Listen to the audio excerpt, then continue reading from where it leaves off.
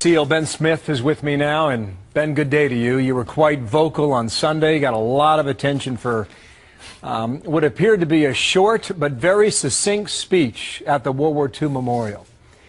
You said something to our producers a bit earlier today. You think the government is trying to provoke the veterans to do something. What do you mean by that? And that's just not my statement. I mean, within the people who see things wrong here, who are looking at the shutdown, this can be absolutely planned, and it's a conversation topic. They want us to do something. They either want to diminish our voice or our significance, or draw contact, and they can crush us. I mean, you've got Sheila Jackson Lee, who is calling for martial law to end the shutdown. I mean, that's insane. That's getting rid of the Constitution of the United States, which is also what every service member has signed up to and including their life for, to protect and defend the Constitution of the United States against enemies both foreign and domestic. So we've got a government here that seems to be wanting to create the conditions that they want to take our Second Amendment. You know, they're going for the Second Amendment. They're trying to take guns from the veterans with PTSD and all those types of things. Voting rights. In the past elections, there was a lot of problems with the veterans in voting, getting the ballots back from overseas. And they want to discredit the military and get us to do something stupid so they can lock us down, get rid of, you know, you can call it a conservative Tea Party movement. It's more people who believe in the foundations of this country are the people that they're poking at, which are the citizens of this country.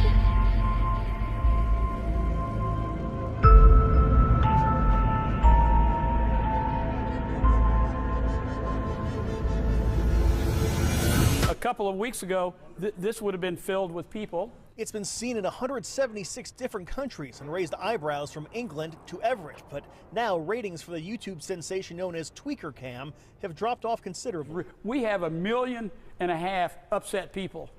They want us to find entertainment for them.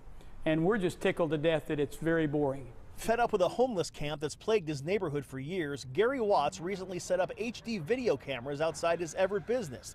They captured grim images of people shooting up in broad daylight. Today, that very same street corner, dubbed Tweakerville, is a ghost town. Can you imagine Christmas coming, and then all at once, in a matter of 2 or 3 days, you see the place clean up almost totally? Since the cameras went up, police arrested 16 people between here and a nearby park. The dealers seem to have disappeared, but where did the dozens of others go? We're not sure, but we're hoping they went to one of these fine cities around us.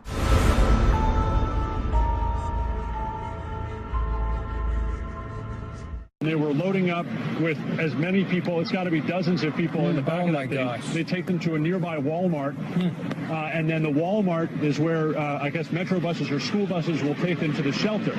The question is, what shelter are they taking them to? Because I heard Tom say GRB is overcrowded and or not overcrowded, but at the capacity they had planned for. So I think they're, gosh, I certainly have that question. I don't know if we've answered it. But that's what you mean when you say disorganized organization, because there is at least some kind of system. I mean, earlier we've seen reporters have situations where people come out of water like this, and it's late at night, and they're wet, and with their children and their pets, and they really have nowhere to go. At least they have a system where they're taking them to a Walmart where they can be inside and wait and figure out what comes next.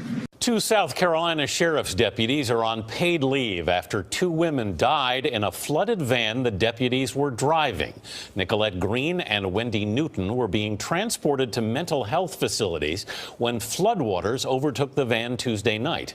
In South Carolina, law enforcement officials are responsible for taking people to facilities where they are being involuntarily committed.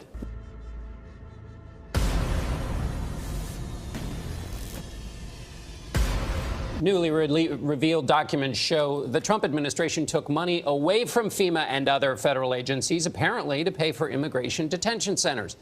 I haven't asked to leave the property, but I'm guessing that's about what's to happen. Yeah, so I think that's what they're going towards. What was your name again, sir? I'm sorry, Senator Jeff Merkley. U.S. Senator Jeff Merkley. I've now been asked to leave the property, and so I'll comply with that. 2 weeks ago, Senator Jeff Merkley tried to get a tour of an immigrant detention center at an abandoned Walmart building in Brownsville, Texas. Yes, ICE is the conduit for OR to get into the facility. So we have these are families. These are male-headed households, and they're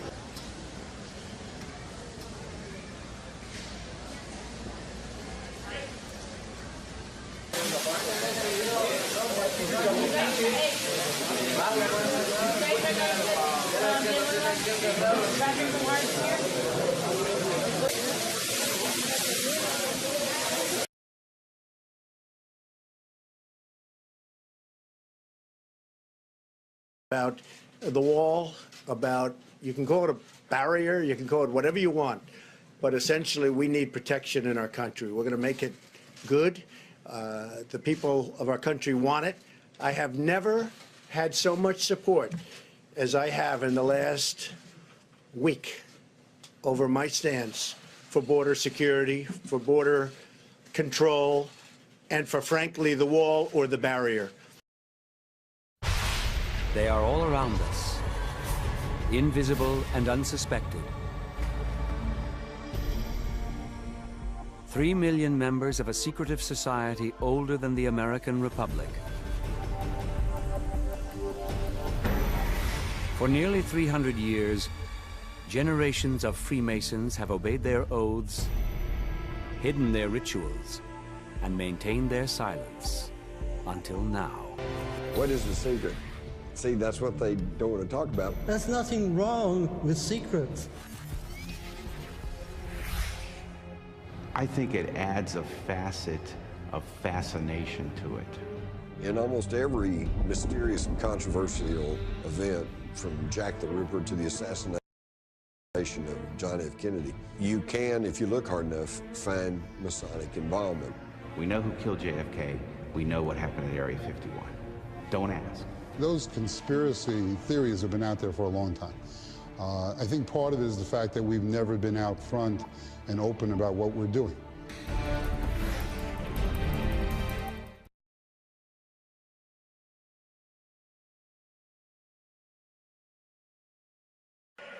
We will finally complete the biometric entry-exit visa tracking system, which we need desperately. For years, Congress has required biometric entry-exit visa tracking systems. In my administration, we will ensure that this system is in place.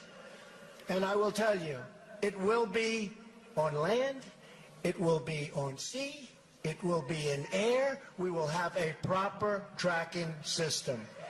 And that's the people in the government. Make sense of this. We're looking at the World War II memorial there in Washington. I mean, it's essentially a sidewalk that comes off the mall. Why would the government put up barricades, pay people, spend the money, so that they could install barricades to keep people out? Why would that happen? Well, there's such political dissension in the country. They're thumbing their noses at each other. And the thing is, the American citizen and the American service member are now the battlefield. They're trying to fight over us or to get votes, and it's become a political war game. It's like a cold civil war out there for which way the country wants to go, and the right isn't the right anymore. There's no real political figures who believe in the Constitution. And, you know, I could name a few of them who I would kind of trust on the Hill. It's amazing. Only a few. They're using us. Yeah, and you've made the point clear that, you know, you think the military is being used as pawns in this whole fight.